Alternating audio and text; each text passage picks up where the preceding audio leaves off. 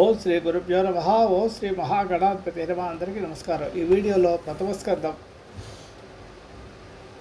20వ అధ్యాయంలో ధృతరాష్ట్రుడు మొదలైన వారి యొక్క ధ్యానం గురించి తెలుసుకుందాం.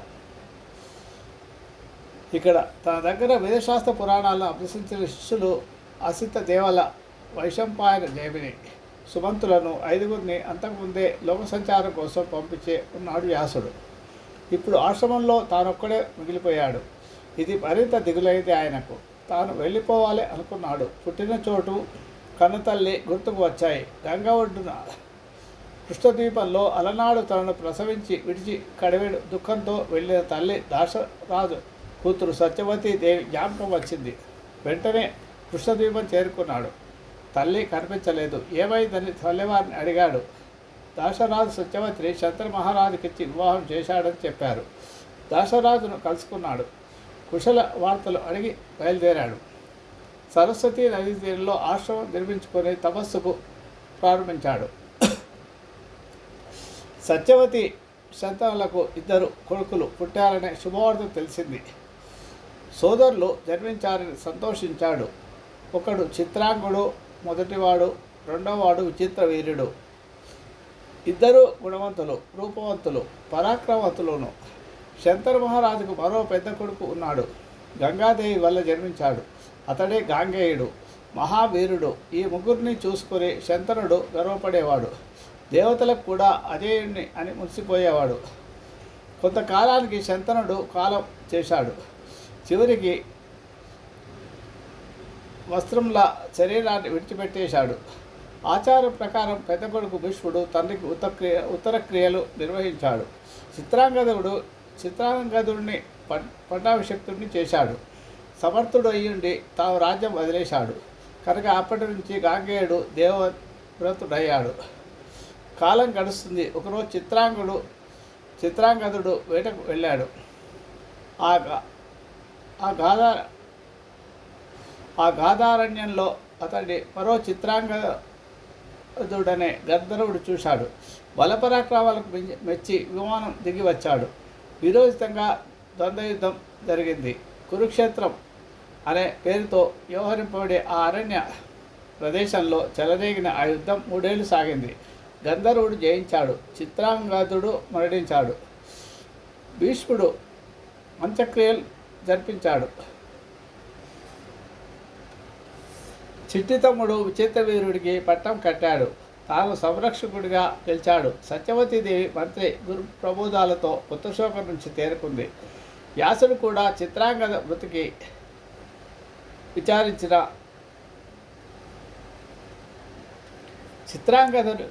విచారించిన చిత్రవీర్య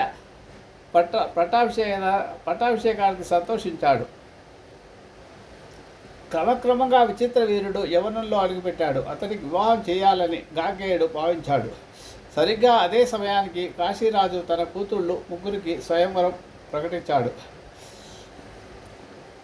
దేశాల నుంచి మహారాజులు ఎంతమందో వచ్చారు. గాంగేయుడు, భీష్ముడు ఒంటరిగా వెళ్ళి వారందరినీ చీల్చి చెండాడి రాచకన్యలను 3ని అపహరించి తెచ్చాడు. 3ని తల్లి సోదరి కూతురులాగా మన్నించాడు. 3ని తల్లిగా, సోదరిగా, కూతురులాగా భావించాడు. సోదరుడికిచ్చి వివాహం జరిపిస్తా అనే తన తల్లి సత్యవతికి నివేదించాడు. బ్రాహ్మణులను పిలిచి ముహూర్తం పెట్టించాడు. అంతలోకి ఒక రోజున ఆ 3లో పెద్దమ్మాయి భీష్ముడి దగ్గరకు వచ్చి సిగ్గుపడుతూ ఒక విషయం చెప్పింది. తాను అంతకుముందే శాల్వ మహారాజు వరించారని, మా ఇద్దరికి మానసికంగా వివాహం అయిందని, అటుపైన నీ ఇష్టం అని తెలియపరిచింది. భీష్ముడు ధర్మ సంకటంలో పడ్డాడు. పెద్దలను, మంత్రులను, తల్లిని సంప్రదించాడు. వారి సూచన ప్రకారం ఆ అమ్మాయిని పంపించి వేశాడు. ఆ కన్యక సరాసరి శాల్వపతి ఇంటికి వెళ్ళింది. జరిగింది జరిగినట్టు చెప్పింది. పరస్పరం ప్రేమించుకున్నాం కనుక ధర్మపతిగా స్వీకరించమంది. శాలుడు అంగీకరించలేదు. నా కళ్ళ ముందే భీష్ముడు నీ చేయి పట్టుకుని రథం ఎక్కించాడు. ఇక నేను నీ పాణిగ్రహణం చేయలేను. అతడు తల్లిగా భావించి నిన్ను పంపించిన నా దృష్టిలో నువ్వు పరోచిష్టానివి, వెళ్ళిపోమన్నాడు. ఏడుస్తూ భీష్ముడు దగ్గరకు వచ్చింది. జరిగింది చెప్పింది. అపహరించి తెచ్చావు కాబట్టి న్యాయతః నువ్వే నన్ను పెళ్లాడాలి అంది. లేకపోతే మరణిస్తానంది. భీష్ముడు ఒప్పుకోలేదు. మరొకరికి మనసిచ్చిన దానవు నిన్నెలా మనవాడుతాను, పుట్టింటికి పొమ్మన్నాడు. ఆ కన్యకామణి అవమానం భరించలేక అడవులకు పోయింది. తపస్సుకు ఉపక్రమించింది. తక్కిన ఇద్దరు కన్యకలు అంబికా అంబాలికలను విచిత్రవీరుడు వివాహమాడాడు. 9 సంవత్సరాలు రేయింబవళ్ళు వారితో క్రీడించి సంసార సుఖాలు అనుభవించాడు. రాజ రాజయక్ష రాజయక్ష్మ వచ్చి క్షయ వల్ల హఠాత్తుగా మరణించాడు. సత్యవతీదేవి దారుణంగా విలపించింది. ప్రేత కార్యాలు మంత్రులతో జరిపించింది. ఒక రోజున ఏకాంతంగా భీష్ముడితో సంభాషించింది. శంతను మహారాజుకి పెద్ద కొడుకువి కాబట్టి రాజ్యం పాలించమంది. సోదరుడి భార్యను స్వీకరించి వంశం లేబెట్టమంది. ఈ యయాతి వంశం అంతరించిపోకుండా చూడమని కోరింది. భీష్ముడు అందుకు అంగీకరించలేదు. తండ్రి కోసం అల్నాడు ప్రతిజ్ఞ చేశాను కనుక రాజ్యము చేయను, వివాహము చేసుకోను అని మరోసారి భీష్మించాడు. వంశం ఎలా నిలబడుతుందా అని సత్యవతికి దిగులు పట్టుకుంది. దానికి తోడు ఆ అరాచకం వచ్చిపడింది అని మరో భయం. అప్పుడు ధర్మశాస్త్రవేత్త భీష్ముడు ఒక సలహా చెప్పాడు. సద్బ్రాహ్మణుణ్ణి పిలిపించి కోడలితో నియోగించమని. ఆ పుట్టేవాడు విచిత్రవీరుడికి క్షేత్రజుడు అవుతాడు కనుక కులరక్షణ కోసం ఈ పాటిది తప్పు కాదన్నాడు. అప్పుడు ఆ మనవడికి ఆ రాజ్యం అప్పగిందువు కానీ నేను అతడి ఆజ్ఞలు శిరసావహిస్తాను అని కూడా మాట ఇచ్చాడు. సత్యవతి సరేనని సమ్మతించింది. తాను కన్యగా ఉన్నప్పుడు పరాశరుడి వల్ల జన్మించి నా వ్యాసుడిని కానినుడు కన్యకు పుట్టినవాడు అని స్మరించింది. తలచినంతనే ప్రత్యక్షమయ్యాడు వ్యాసుడు. తల్లికి నమస్కరించి నిలబడ్డాడు. భీష్ముడు వచ్చి పొగలేని అగ్నిలా ఉన్న అన్నగారికి సమర్యలు చేశాడు. సత్యవతీదేవి మెల్లగా తన మనసులో ఉన్నమాట బయటపెట్టింది. వంశం నిలబెట్టమంది. వ్యాసుడు